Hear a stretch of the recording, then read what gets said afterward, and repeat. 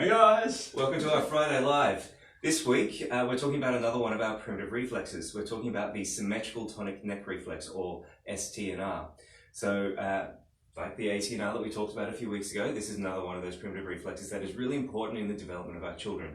So these reflexes are there to help our bodies learn how to do different activities, but also as a defense mechanism in certain circumstances as well.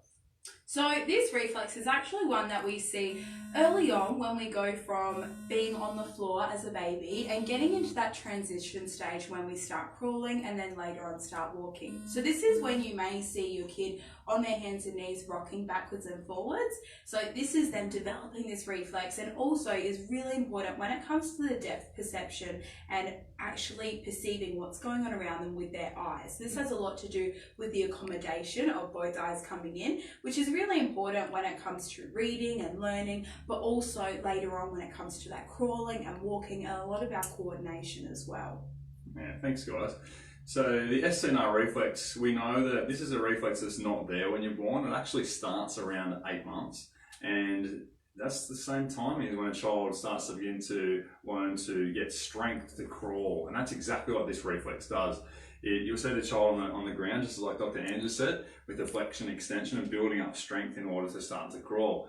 The reflex integrates around about 11 months, and that we know that movement that the child's doing actually matures the brain, some of your brain pathways there, because for your neurology to work, you need certain stimulation for the nerves to stay there, obviously oxygen and food too, but if you don't have the right stimulation, then the brain doesn't develop to the next level of what it should. So interestingly enough, the research shows that this reflex, the STNR, should disappear and be superseded by higher functions at around about 11 months. And what that means, and we all see this, is a child, somewhere around that 11 to 13 months, around your 12 months ideally, should be moving into that walking position, and that's exactly what this reflex does. So in practice, we see that if this reflex doesn't integrate and the reflex is present, clinically we see a high proportion of children that haven't crawled and moved onto that walking transition cleanly. And as these guys have said, there can be other implications like your vision, which is pretty amazing that these movements, they look like they just develop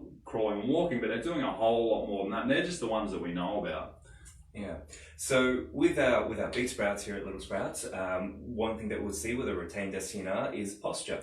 So as Dr. Andrews, Dr. Jeremy have spoken about, is the flexion and extension movement. So posture, will see flexion up top, where people end up wanting to stand like this all the time, and then automatically they'll get flatter through the lower back.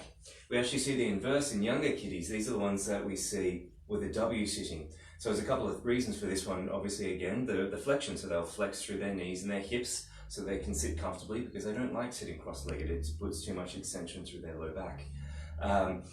The other reason that they do the W sitting is to then try and give them a wider base, so they're more stable. So then they don't actually have to activate their core to sit up, which is actually a bigger issue again.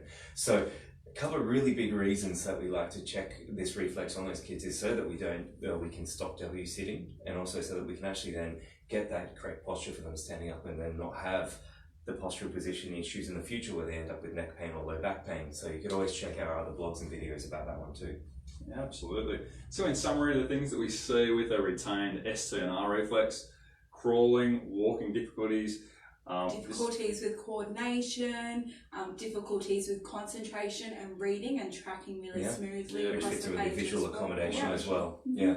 And then again in the adults we see the postural stuff, and kids are more of the W sitting. Yeah, postural fatigue, and that can lead into running, swimming type issues as well. So these reflexes, they have such important roles in your body, in your mind, the way we think and feel even. Yeah. So if you think that yourself or your kids may experience or still have this reflex retained, then we would love to have you come on in and see if there is something that we can do to help and get you feeling like your best possible self.